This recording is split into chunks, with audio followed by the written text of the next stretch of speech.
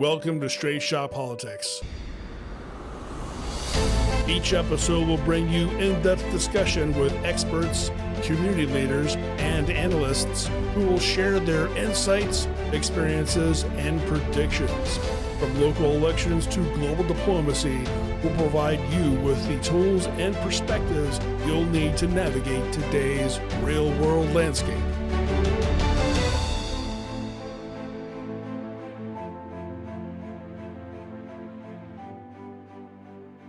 Welcome to Straight Shot Politics. I'm Lisa Chafee.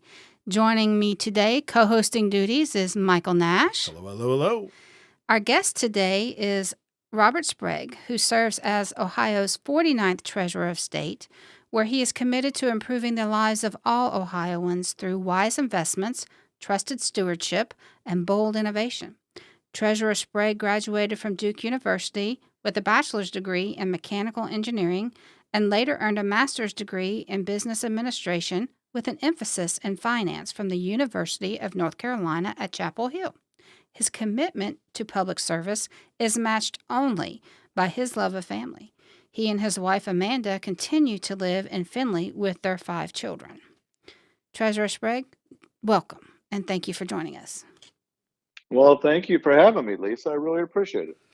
So most of our audience, when they hear the word treasurer, probably just thinks of someone balancing a checkbook. So I know that you do a lot more than that. So please share with us what your role is and some of the highlights of your role as treasurer. Sure. Well, I mean, it's pretty simple. We collect about $92 billion or so in state revenues. So all that revenue eventually comes into, our bank account. Although it may come through different departments like the tax department, the income tax department, or sales tax department, or ODNR, the Ohio Division of Natural Resources. So we collect that money. Then we have a cash balance. And so we manage the cash balance for the people of the state of Ohio. So right now we have it depends on the day or whatnot, but we have about a $28 billion cash balance portfolio that we manage, very active. And that's split up into long-term investments and mid-term investments and then short-term investments to handle the cash needs of the state. Then we spend, according to the General Assembly and in conjunction with the executive, about $92 billion a year. And then in addition to that, we have the trust functions for the custodial functions for the 5 pension funds, which is over $300 billion in pension assets. So that gives you an overview of what we do in the Treasurer's office. Sounds interesting for someone who likes numbers. I'm not a numbers person. I believe I heard pension funds in there as well. So, Mr. Sprague, my grandfather was an old railroader a long time ago, retired, and I think the state, if I'm not mistaken, state manages those all like old railroad retirement funds and those sort of things. We manage 5 pension funds, and they're just the public pension funds that we're the custodian for, Mike. So it would be the Ohio Public Employees Retirement System, OPERS, STRS, the State Teachers Retirement System, the Highway Patrol Retirement System, the Ohio Police and Fire Pension Fund, and then the School Employees Retirement System. So it's those 5 pension systems that we're the custodian for. And just before we get into it, because you're going to ask, by law, I'm actually prohibited, or the Treasurer's Office is prohibited from recommending any investments to the pension systems. They are run by their own boards and accountable to their own boards. We are simply the custodian. So if they say, well, we invested in 30 East Broad Street and we own this building now, we would simply make sure that they actually have the title of the building that is the pension fund, and we'd make sure that the asset is actually there. So we're the custodian for those pension funds. Very good. Thank you. Awesome. So recently you had the pleasure of going to the Republican National Convention. Tell us about your adventures out there. Well, it was an exciting time to be a Republican. And if you'll remember, I mean, just 5 days earlier, Donald Trump, there was an assassination attempt on his life in Butler, Pennsylvania. And so we were still reeling from that the weekend before. And we got out there on Sunday to Milwaukee And Milwaukee was very gracious and welcoming. Everybody that we met there was very, very nice. And we stayed at a hotel about an hour away from the convention site downtown. And it was wonderful. I mean, the governor, lieutenant governor had a big kind of welcome party for everybody out on the lawn of the hotel. And we got to get our act together and talk about what we had to do in terms of business the following day. So we got a good night's rest and got up early the next day and went down to the convention site. And it was an exciting time. I did not know what to expect because it's the first time I've been to a convention. But we got there on a huge bus, and all of our delegates from Ohio, who were all pledged to Donald Trump, we got off the bus and stood in a very hot, very, very long line, waiting to get into the convention floor. And it's important that you get in there as a delegate to be able to vote. And I was one of the delegates on the floor to vote. Because you're voting on the rules, you're voting on who has standing within the convention, all these technical things, but that are very, very important. And so we got there probably about, I'd say maybe 1 o'clock. We got to the floor and began the voting process on the platform, and then we began to have the roll call of the states and where the delegates were voting and who the delegates were voting for. And we were so proud when our chairman, Alex Triantafilo, stood up and cast Ohio's votes for Donald Trump. So that was kind of one of the highlights of the afternoon that first day. I actually was watching that live while I was working, and it was an experience. Just even though I wasn't anywhere near Milwaukee, just seeing it on TV, the energy that was there, it literally came through the screen. And I know that sounds a little bit silly, but I kept saying every minute I'm watching it, I wish I was there. I wish I was there. So the first day, you voted on the platform. That was all televised, and then you had the speakers that night, and then the other 3 days, it was also speakers at night. That was televised. What did you do before the evening activities? Were there more Well, seminars or? no, no, I'll tell you, there wasn't hardly any downtime. It was pretty exhausting to tell you the truth, but it was fun. And that first day, as we're on the floor and we're voting, and we're, as a delegation, we're casting our votes for Donald Trump to be our presidential nominee. You began to, people got their phones on the floor, and it began to become apparent through Twitter that all of a sudden Marco Rubio was told that he was not the vice presidential pick. So well, that Mhm. increases the rumors because we're thinking, hey, maybe JD Vance has a shot here. And then all of a sudden it comes through on Twitter that Doug Burgum was informed that he is not the vice presidential pick. And I mean, the excitement is just starting to build. And then all of a sudden, you see that the Secret Service has arrived at JD Vance's house. And it's pretty apparent that he is going to be picked as the next vice presidential candidate for Donald Trump. And, we're just so proud as Ohioans to be able to have one of Ohio's sons picked as running mate for Donald Trump and to be a candidate for vice president of the United States of America. And we're all so proud of him. And John Husted gave a good speech on the dais introducing J.D. Vance. And Bernie Moreno was effusive in his praise for him on the floor to nominate him for vice president of the United States of America. And the Ohio delegation just went crazy. And we were so proud. I was proud to be there, proud to be part of the delegation, and really proud to be an Ohioan at that moment. It looked like a lot of fun. So Seeing it from TV was pretty, as you said before, pretty exciting. But I couldn't imagine actually being there. That would have been really, really exciting. It was absolutely thrilling. I don't think we got out of there much before maybe 11 o'clock, and I think we ended up because we had to take a bus back to the Wow, hotel, and I mean it was raining. I think we got back there at that's 12:30, 1 o'clock in the morning or that's like something. that's like past Ace's Um, bedtime. oh yeah, I mean okay, let's maybe not get personal there. we're certainly past Joe Biden. No, Yeah. Well, we're not I going get up there. at But at 4:30 in the morning to work. So, yeah. so aside from JD's speech, which was phenomenal, and of course Trump's speech was just there's no words to describe it. Uh, Hmm. Especially the first part when he talked about the assassination attempt. Aside Hmm. from those two speeches, Who was your favorite? I mean, I loved Bernie Moreno. I thought he gave a great speech. I think that, it's time that we retire Sherrod Brown from the United Definitely. States Senate. And I love the fact that Bernie is an outsider and he's a businessman and he's been successful and he's not afraid to put the work in to win. And I think he's got a great chance. So I love Bernie's speech. I thought that was fantastic as an Ohioan. Of course, I loved JD Vance's nomination speech.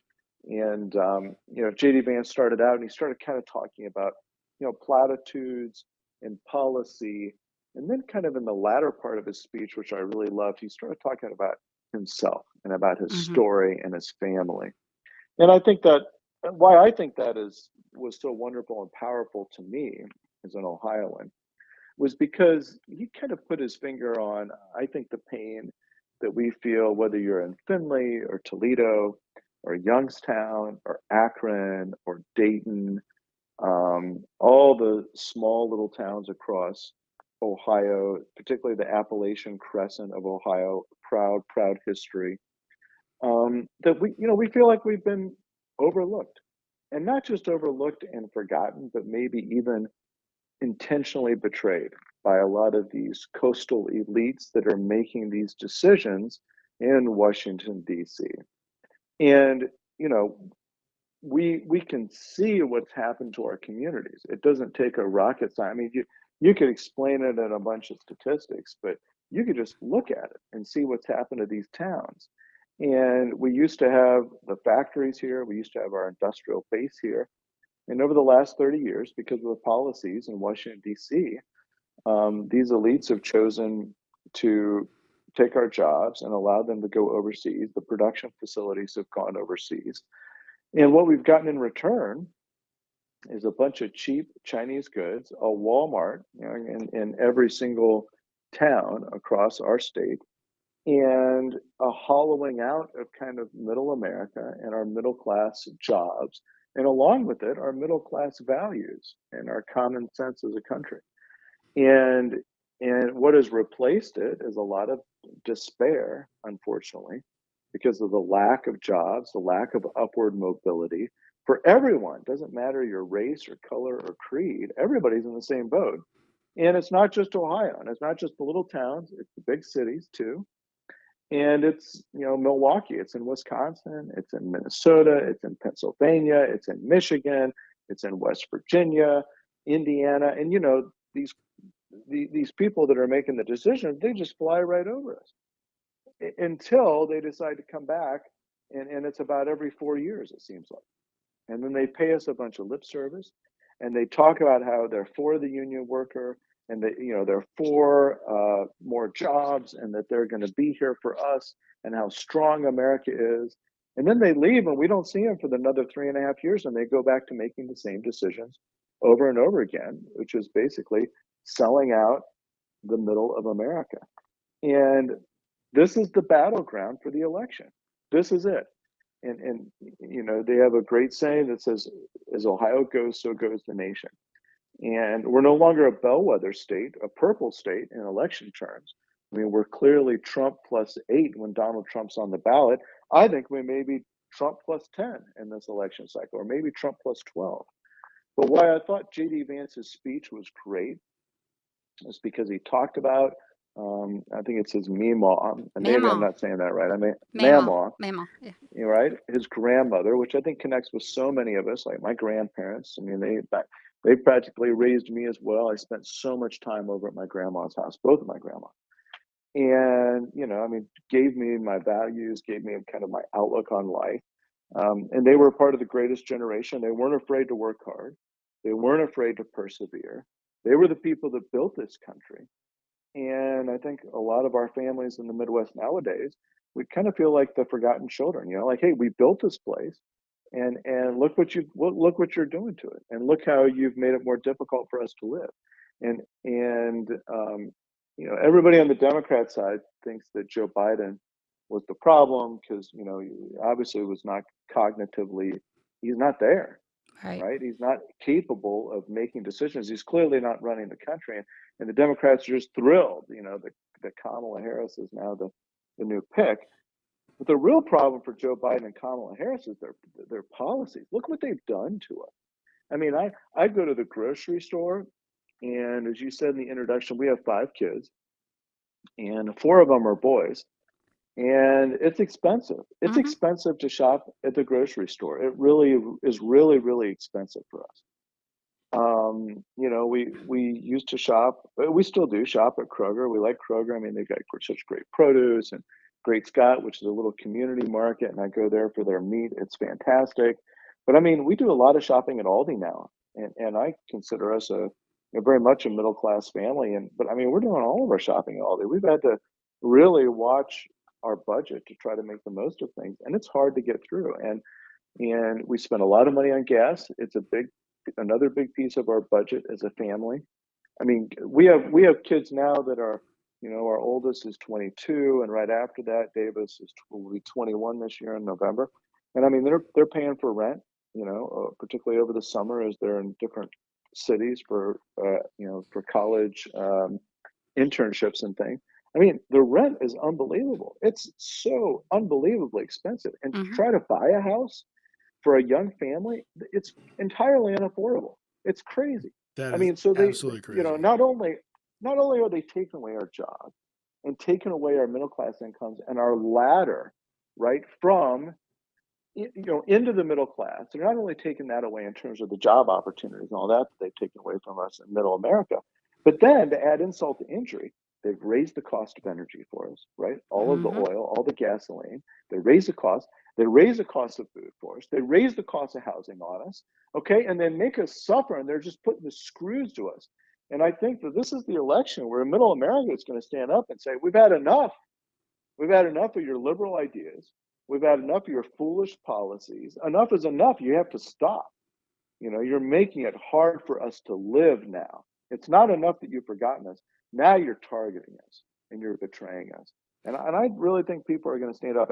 So anyway, I thought JD Vance spoke to that maybe in a more eloquent way, in a much shorter way than what I just did. But I love the fact that he speaks to that in the Midwest and speaks to who we are and what we've experienced.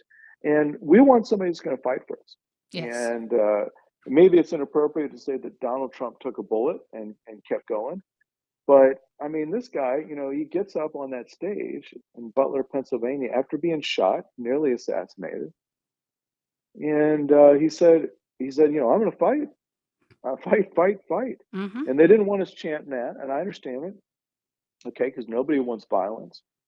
But we're going to start not just talking about what we're fighting against, and I understand that there are a lot of things we're fighting against, but also what we're fighting for. Exactly. And what we're fighting for is just a better life for our kids, a better life for our families, the ability to send our kids to school without having them kind of be indoctrinated into this global culture, which is, quite frankly, in a lot of ways against what everything that we believe as a Christian family. Hmm. And we got to fight for our families, for our daughters, to protect them, for our jobs, for our communities. And anyways, and so I think that I love Donald Trump's speech. I mean, he got up there, he talked about the assassination attempt, which I thought was very, very powerful. It was. I cannot imagine as an individual, quite honestly, I cannot imagine No, I turning can't your either. head to the right, right, and having that shot miss the back of your head simply by, maybe a centimeter, and being that close to death. And then he gives a national speech on national television and for the convention, and tells us about that experience without any hesitation in his voice. And I think he's made a decision that they can try to take away his life. They can try to take away his freedom by putting him in jail. They can try to take away Trump Tower. It doesn't matter. Like, he is seeing this through to the end. And I feel like he's fighting for us. And I think JD Vance is fighting for us. And that was the big takeaway that I got in terms of the messaging out of the convention. Yes, that's what I've been. I actually made a post the next day: fight for our freedom, fight for our families, fight for our country. The left is trying really hard to take away our First Amendment rights, our Second Amendment rights, any other right that they feel infringes upon them.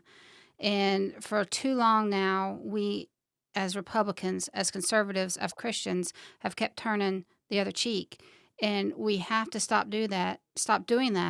And this election is the time to be loud and proud about our beliefs, about being Republican, about supporting Trump, and not worrying about the cancel culture, which, ironically, because of the attempted assassination, I don't know if you've seen it on Twitter, but Libs of TikTok has been exposing people who have posted on social media, yeah, I wish the shooter hadn't have missed, and things like It's that. ridiculous. And last I saw, they've gotten over 75 of those people fired, which, on one hand, yeah, that seems kind of cruel, but on the other hand, we have to use the same tactics that they do. I know when I ran for school board a few years ago here in Hilliard, somebody found out where I worked and tried to get me fired just because they didn't like my beliefs.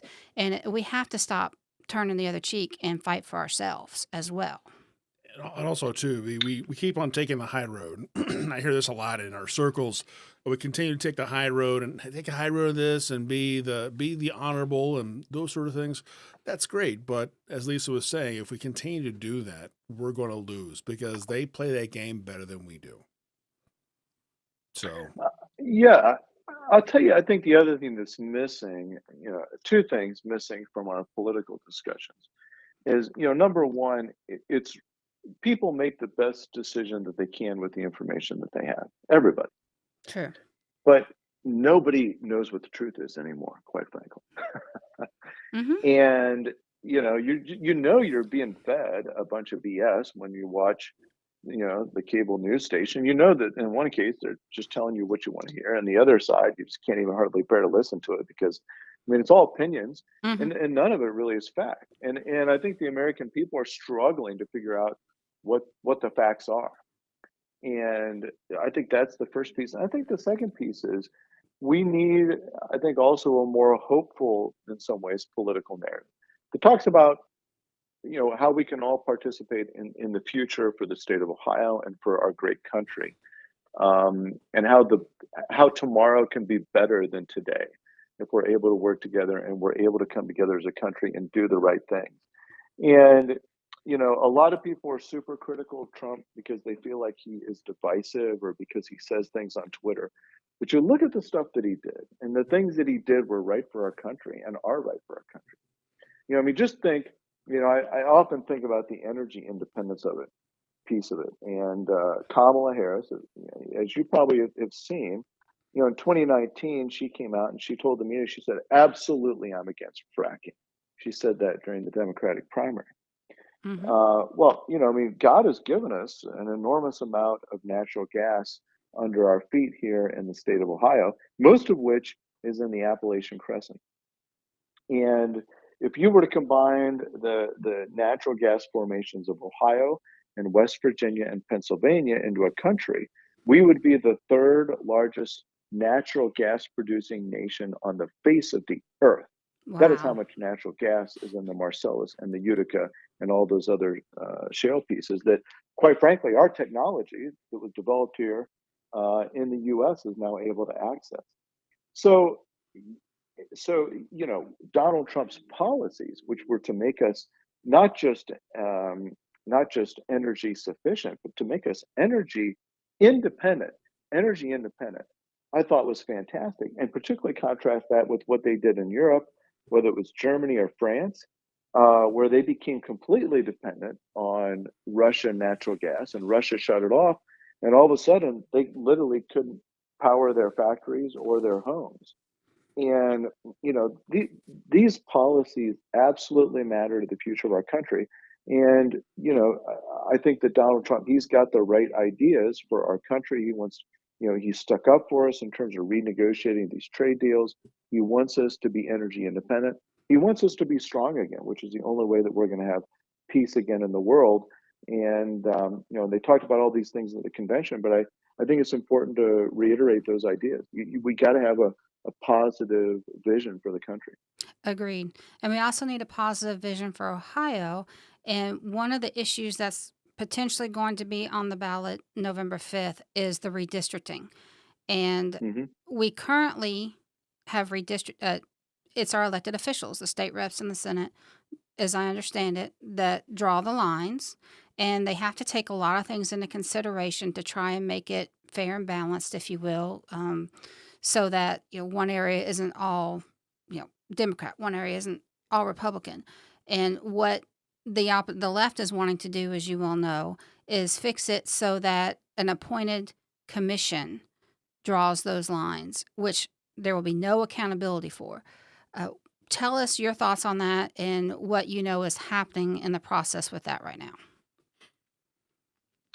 Well, I think it's a really bad idea because anytime you give up power as the people of the state of Ohio, you're going to lose. Okay, because if you're giving up power, guess what? Somebody else is gaining it. So you've just put your sovereignty, your ability to elect officials or also unelect them, which is maybe even more important, because at the end of the day, they have to come back and they have to be answerable to you. That's what that does. That's why we have elections. And that's the power of us as the people of the state of Ohio. As soon as you appoint some random committee of 12 people or however many it is, they've taken that power from you as the people. And you can't unelect them. You can't recall them. They're not accountable to you. They don't care what you think. They don't have to justify what they do to you. And they're going to draw these districts, whatever they think is best in their interest, not in yours. And so I think this is a horrible idea, taking the power away from the people of the state of Ohio that they exercise through their publicly elected officials and their representatives. That's who we are. That's the way our government is designed, is as a republic.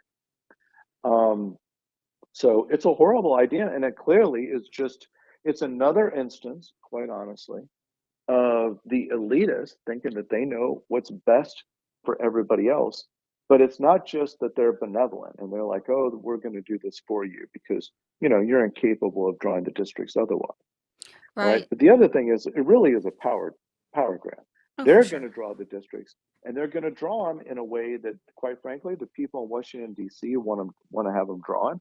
And they're going to draw these congressional districts in a way that they get their, certain people elected or unelected and Hmm. drawn out. And that's what's going to happen. That's the reality. It's a terrible idea. They're going to use all kinds of other language. But at the end of the day, they're taking away power from the people of the state of Ohio. And if I were a citizen, I'd vote against it. And I'd talk about it, and I'd talk to my neighbors about why I'm going to vote against it, because I don't want to take that power away from the people that I elect. Right. And if history tells us anything, we know that in Michigan, in the last few years, the same thing happened there. And what the result was, all of the black Democrats in office were replaced by white Democrats. And now I just learned today that there is a black coalition of Michigan Democrats coming to Ohio to campaign against this redistricting for us. So hopefully that will have a positive effect. But before we run out of time, I wanted to share with you. I'm very excited. Here in Franklin County, the first 2 weeks of early voting is going to be Republican early vote days. We're going to be out at the Early Vote Center on Morris Road. And I know traditionally Republicans have been, no, voting should just be one day on election day, no early voting. But again, we need to embrace the tactics of the left. They have consistently won in early voting. So tell our listeners why you support early voting and how important it is. Well, I can just tell you that the Trump campaign wants us to vote early. So there you go. And why? It's just simple math, because if look, I'm an election day guy, right? I'm old and I'm a traditionalist, and I like to go to the polls on election day. I like to talk to the poll workers. I like to thank them, and I don't know. I got a little routine that I've always done. But this year I'm going to early vote, and the reason I'm going to early vote is because if I get out and vote, then that's one less person that they have to worry about during the last week trying to get me to the polls. They already know that they've got me. And they could probably tell that I vote, I think, every election, and they already know that they've got me, and so they don't have to waste money or time trying to send me mailers or getting me to go to the polls. So the Trump campaign wants me to vote early. I'm going to vote early. As a matter of fact, the chairman, Alex Triantafilo of the state party, had a great little slogan that he made all the delegates repeat. And he said, look, we're going to do this once a day, each day for the entire convention. And we did it. And the first part of the line was, it's okay. And then we said, to vote that way. Right? It's okay to vote that way. Oh, I love And we got to that. change our, yeah, it's cute. And so we got to, we had to change the way, the way that we think about that. Yeah, we think of it as like, hey, it's what the left does and so on and so forth. But the reality is, it's going to save the Trump campaign money. They want to make sure that those votes have already been counted, and they don't want to have to spend more money to try to get those people already out to vote. So, I'm going to vote early, and I'm not going to vote often, but I'm going to vote early and make sure that my vote is counted. Treasurer Sprague, I can't thank you enough for joining us today. And thank you, listeners, to joining Straight Shot Politics. Thank you very much. Thank you. Thanks, Lisa and Mike. I enjoyed it. Thank you. I hope we'll see you on Sunday at the Barn Fest in Union County. All right. I'll have to look at my calendar. I'd love to be there. Yeah, it's going to be a big event. And mark your calendar All for right. September 14th is the Freedom Rally that Council of Clubs and Franklin County Party are putting on. Wow, that sounds great too. All right, very good. Thank you for the tips. All right, I thank appreciate you. it. I will see you there on the campaign trail soon. Yes, sir. Take care. Thank you, sir.